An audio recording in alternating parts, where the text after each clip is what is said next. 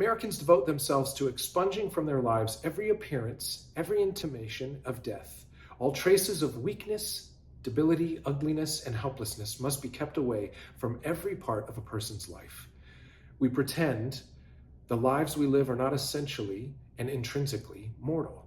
About 7 years ago, I booked a TV show, and I found out we were going to be filming it in Africa. And I was very excited. I love the fact that I get to travel and experience new people, places, and cultures. There was a mere 31-hour flight in the way of convincing my wife to help drag our 3 kids with us. But we figured, we'll forget all about the flight once we're there. How bad could it be?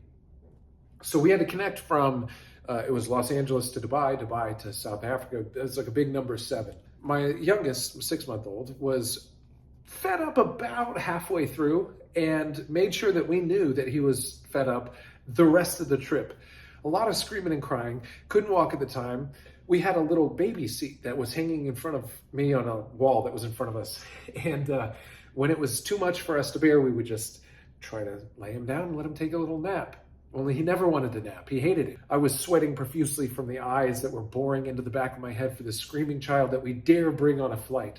So with about 3 hours left in the flight, things went from bad to worse when the captain had to turn on the seatbelt sign because the turbulence was a little rocky. As one would, I picked up my screaming child for the millionth time and I put him on my shoulder, and he projectile vomited like we were making a sequel to The Exorcist.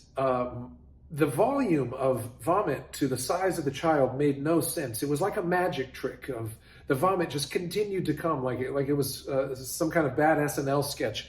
I was wearing gallons and gallons of this child's throw up, despite the fact that the fasten seatbelt sign was on, now covered in vomit, the whole cabin smelling like puke. I handed him off to my wife and asked if I could get some help with the mess that was made. And I got a finger wagging instead and was told to go back to my seat because the fasten seatbelt sign was on. I thought maybe a little gesture like this would help send the message that I was wet and needed help. She said, "I can help you when the fasten seatbelt sign is off." So I took myself back to the seat and I eventually dried. I air dried the vomit away. When we were nearing the final destination, the fasten seatbelt sign went off and I was approached by the stewardess who asked me what I wanted. And I said, "It was all dry now, thanks." I did get a consolation prize of these pajamas that they had. I was able to change into these cheap airport pajamas. And why is he now a member of my family? Well, it's because I love him. Because I love him. My point is, I love that boy more than ever. He's, like all my boys, a treasure to me. But we don't really have the opportunity to express what love is unless there's some form of disgust to move through. And children are a wonderful example of this. Changing diapers? Are you kidding me? I have to wipe your crap off of you every day, like 8 times a day, and then feed you so that it happens again. And I do this willingly? That's love. That's love. Nobody else loved that child enough to come over and clean the vomit off and then hold him and clean him. Love exists when it has some barrier to break through that sacrifices something for it, right? I mean, this is a very active thing, love. What we find then is an act of mercy in that moment. When I keep that child, when I decide to keep him and wipe off that throw up and then continue on being his father, it's an act of mercy. This is the kind of image that we find in Matthew 9 when Jesus is met with the Pharisees. The Pharisees were the religious leaders of the day, and they followed the Mosaic law, and there were rules and rituals in place to keep one undefiled. And part of that was not making contact with the unclean. And that was causing a problem in Israel at the time, where there was segregation taking place between certain types of people. This is something that we, oddly enough, we still see happening today, don't we? And Jesus was speaking to this, and he was speaking it with his actions by inviting tax collectors, the reviled tax collectors and sinners, to meals, eating with them, touching them, breaking bread with them, teaching them out in the hillsides or in the courts. He was ministering to the unlovable, to the sick, touching lepers and healing them, healing the lame and the blind. He was going into the unclean environment and showing mercy. There's this amazing book, Unclean, by Richard Beck, that dives into the psychology of disgust. It's one of the most transformative books I've read. Please pick it up and read it. It explores the metaphors that we use in religion and in psychology to create barriers between the clean and the unclean. And we've taken natural psychology that is reserved for food, disgust. I will not eat that roadkill because it will make me sick. I should be repulsed by that thing. And we've taken it and put that on people.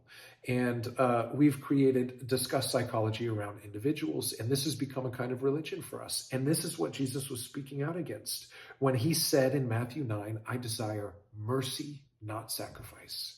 He was echoing the prophets. God is after those who would risk everything, reputation, religion, their goals, ambitions, political power, risk those things to help the unlovable, to touch the unclean, the impure, to reach into their lives and bring Christ to them.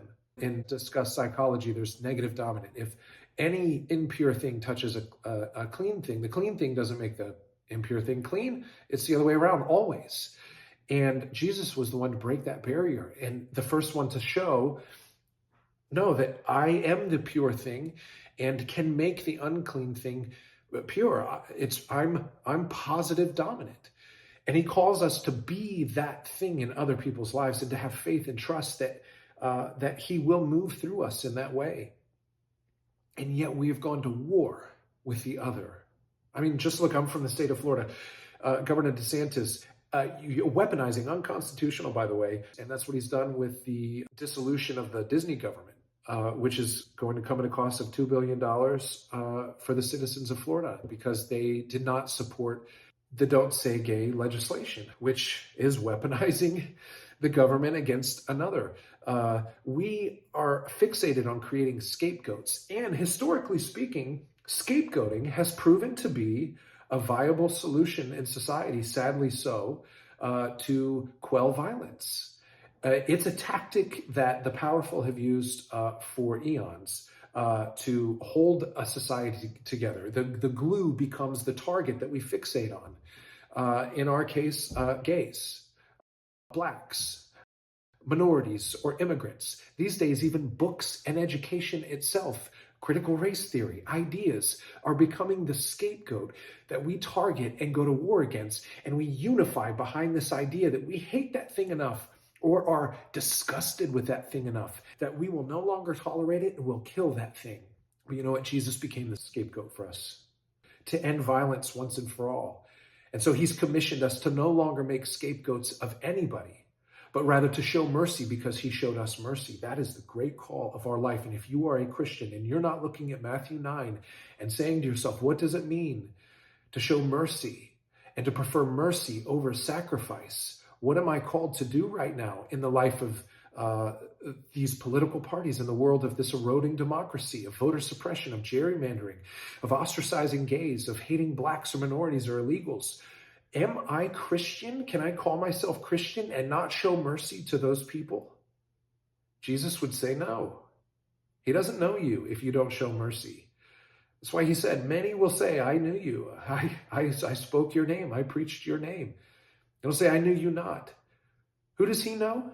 He knows people that showed mercy, that made no scapegoats of anybody, but rather became one themselves. That's who he recognizes because that's who he was and that's who we're called to be.